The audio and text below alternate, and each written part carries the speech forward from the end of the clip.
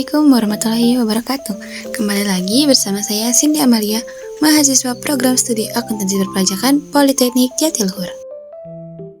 Nah, pada video kali ini saya akan menjelaskan definisi, fungsi, ciri-ciri, manfaat, dan sistem pajak, kemudian NPWP dan PKP. Yang pertama ada definisi pajak.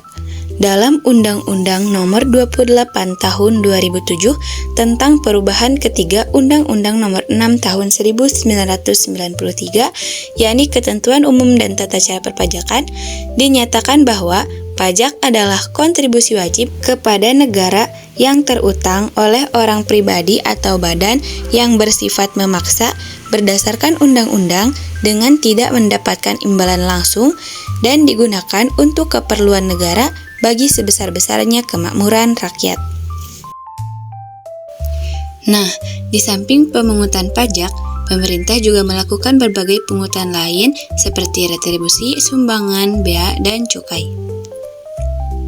Yang pertama, retribusi. Retribusi adalah iuran kepada pemerintah daerah yang dapat dipaksakan dan memperoleh jasa timbal balik secara langsung dan dapat ditunjuk. Contohnya, tiket masuk objek wisata. Kedua, ada sumbangan. Sumbangan adalah iuran kepada pemerintah yang tidak dapat dipaksakan yang ditujukan kepada golongan tertentu dan dimanfaatkan untuk golongan tertentu pula. Contohnya sumbangan bencana alam. Yang ketiga ada bea. Bea adalah pungutan yang dikenakan atas suatu kejadian atau perbuatan yang berupa lalu lintas barang dan perbuatan lainnya berdasarkan peraturan perundang-undangan. Contohnya bea masuk, bea keluar, dan bea balik nama. Yang keempat ada cukai. Cukai adalah pungutan yang dikenakan atas barang-barang tertentu yang mempunyai sifat sebagaimana ditetapkan dalam undang-undang dan hanya pada golongan tertentu dan yang membayar tidak mendapatkan prestasi imbal balik secara langsung. Contohnya cukai tembakau atau sigaret, serutu, rokok daun, tembakau iris, cukai etil alkohol atau etanol, dan cukai minuman mengandung alkohol. Yang selanjutnya ada fungsi pajak. Fungsi pajak yang pertama yaitu fungsi penerimaan atau budgeter. Fungsi penerimaan adalah fungsi pajak sebagai sumber dana bagi pemerintah untuk membiayai pengeluaran-pengeluarannya. Yang kedua, ada fungsi pengaturan atau reguleran, yaitu pajak sebagai alat untuk mengatur atau melaksanakan kebijakan pemerintah dalam bidang sosial dan ekonomi. Kemudian ada ciri-ciri pajak. 1. Kontribusi wajib. Setiap individu atau badan yang memenuhi syarat objektif atau memiliki objek pajak dan subjektif atau subjek pajak wajib membayar. Yang kedua, bersifat memaksa. Pajak memiliki kekuatan hukum. Jika sengaja tidak dibayar, akan ada sanksi denda, administrasi, hingga hukum pidana. Yang ketiga, imbalan. Berbeda dengan retribusi, pajak tidak memberikan manfaat langsung secara individual kepada pembayar saat itu juga, melainkan dirasakan dalam bentuk fasilitas umum, infrastruktur, atau keamanan. Yang terakhir diatur oleh undang-undang. Pemungutan pajak didasarkan pada peraturan perundang-undangan sehingga legal dan sah. Selanjutnya ada jenis pajak.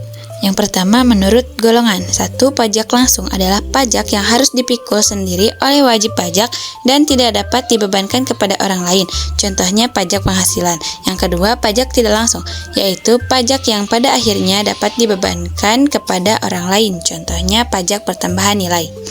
Selanjutnya menurut sifat. 1. Pajak subjektif, yaitu pajak yang berpangkal atau bersandar pada subjeknya dalam arti memperhatikan keadaan diri wajib pajak. Contohnya pajak penghasilan. 2. Pajak objektif, yaitu pajak yang berpangkal pada objeknya tanpa memperhatikan keadaan diri wajib pajak. Contohnya pajak pertambahan nilai dan penjualan atas barang mewah. Yang kemudian ada menurut pengelola. 1. Pajak pusat, yaitu pajak yang dipungut oleh pemerintah pusat yang digunakan untuk membiayai rumah tangga negara. Contohnya PPh, PPN, PPNBM, dan bea matai. Yang kedua, pajak daerah, yaitu pajak yang dipungut oleh pemerintah daerah. Contohnya pajak daerah tingkat 1 dan pajak tingkat 2. Kemudian tarif pajak.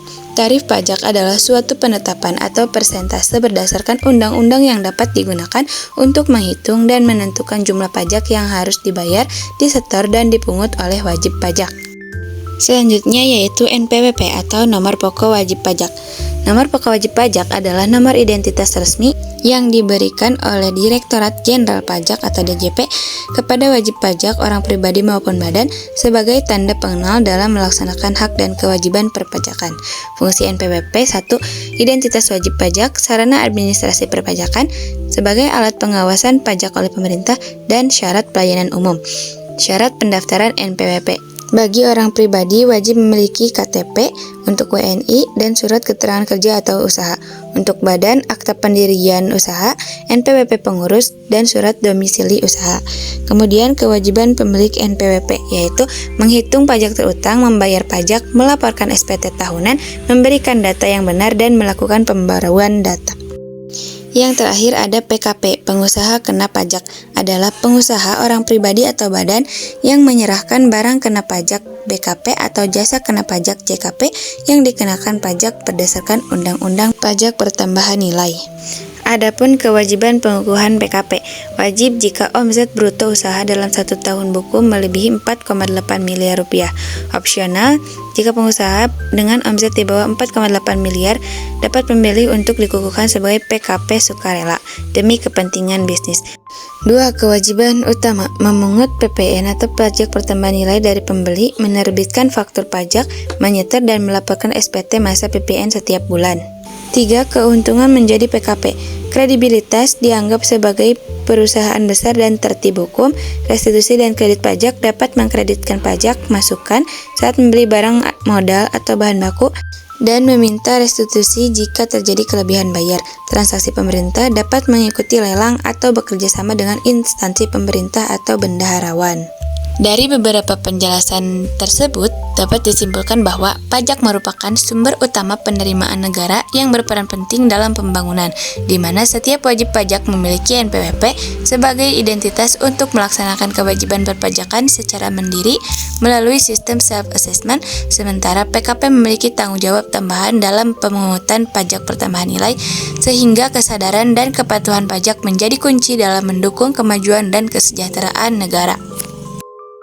Itu dia materi pada pertemuan kedua dalam mata kuliah Ketentuan Umum Perpajakan.